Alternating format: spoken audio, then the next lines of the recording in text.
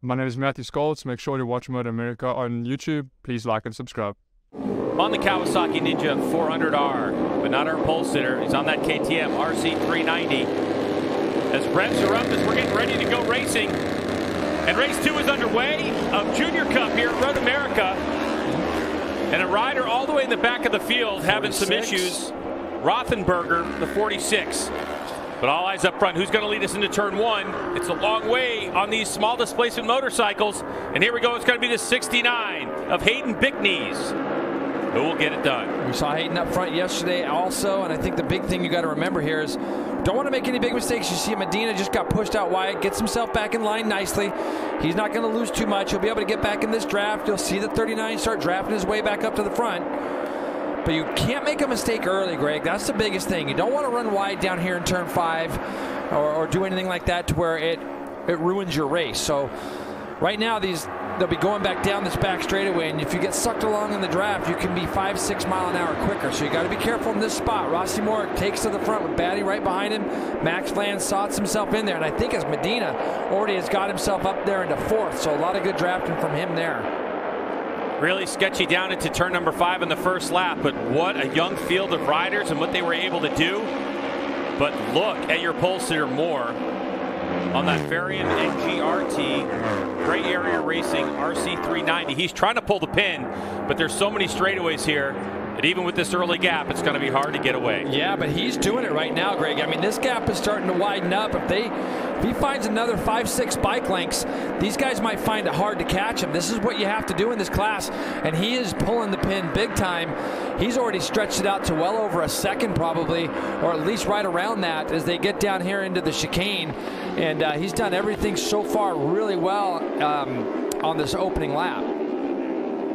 Through the chicane we go. Batty's extremely strong there, isn't he? I mean, I noticed that yesterday in the chicane. Yeah, Levi Batty, he's on the 71. The Belgian rider on the Batty Racing Ninja 400. Leading the way, that's Max Van, who's going to make a move for second place. So it looks like the 48 on the sportbiketrackgear.com entry will take over the spot. But it's really about what's going to happen on this straightaway. That's going to be coming up soon. Let's welcome in the third member of our team, Hannah Loper, to the broadcast. Hannah, how's it going? And what do you have on Max Van? Speaking of that speed at the end of the straightaway, Max Van said that's especially where his bike feels the strongest, and he needs to take full advantage of that today. Yesterday throughout the race, he felt like he played his cards right up until the very end, and now that he's seen how things are going to play out, he knows how to better position himself on those final laps. They're going to go back down to 3rd. Some of them just click at 1 back, as you saw Rossi do there, and try to carry a lot of speed, opening up the radius of the turn on the entry and using all the track on the exit. You saw there in the left part of your screen, it looks like our officials are getting ready to issue a jump start penalty for the 31.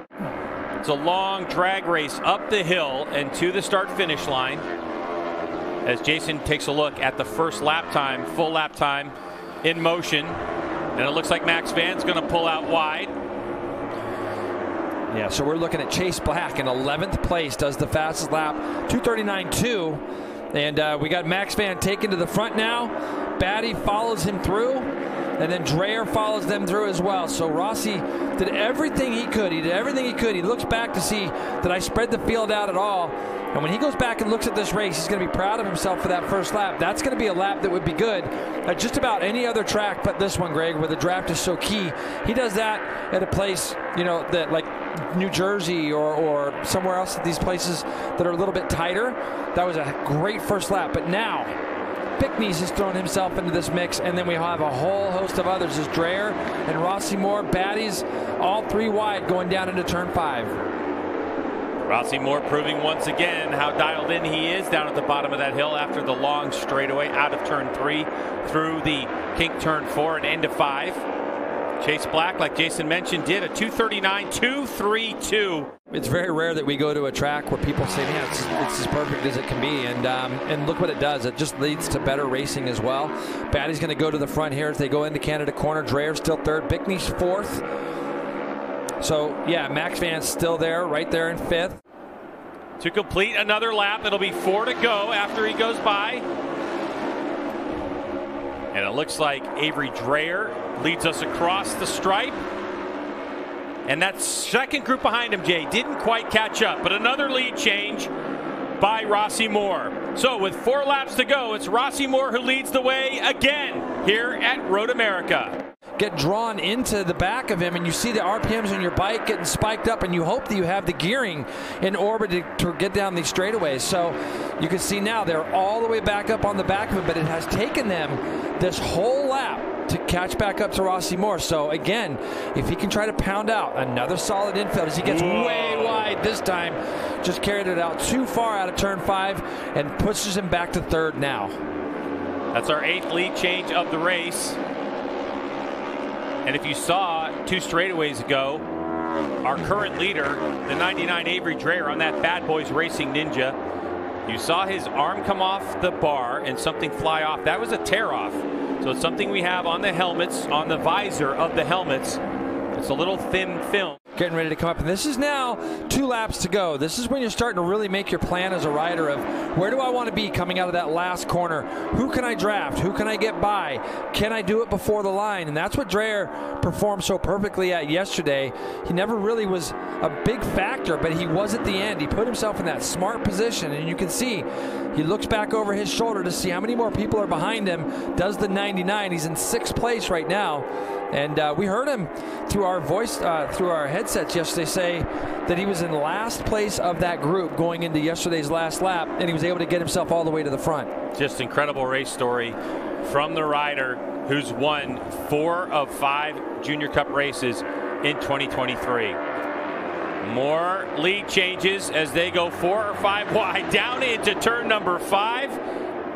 It's a lap and a half or so to go, and it's going to be the 69 who takes the lead for the moment, but goes wide, and just like that, Rossi Moore takes advantage. I was just going to say, I like what Hayden was doing there. He's being a bit defensive. He wanted to try to lead them through turn 5 and through this infield for a lap on his own to see what he could do, but he got in there just a little bit tight, let go of the lever a little early, pushed him out wide, and allowed everybody else to kind of come back through. And again, Rossi Moore, Batty, and Max Van, the 3 guys that we saw in the first lap of this race doing it. Now Batty runs wide and gets way out wide, and that could be again a big opportunity for Rossi Moore to break these guys.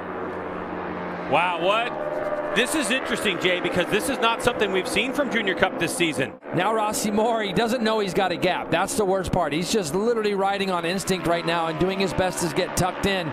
He's already committed, Greg. He's trying to lead this out of the last turn and on the run to the line. I like Max Van's position at the moment. All right, so Rossi Moore coming onto the front straightaway. He gets behind the bubble. He goes way right on the racetrack, nearly pit in. He's trying to hold on to it. Up the hill he comes. You can see the heat on the racetrack. Is it going to be enough? Here comes Max Van. He's in 2nd place, but the checkered flag flies for Rossi Moore, who takes the win from the front. New track record set by Avery Dreyer in a race, a 138.493. But that's going to net Avery Dreyer 3rd place in the race as the rest of this field comes streaming through. Here we go. We got the 17 coming across right now.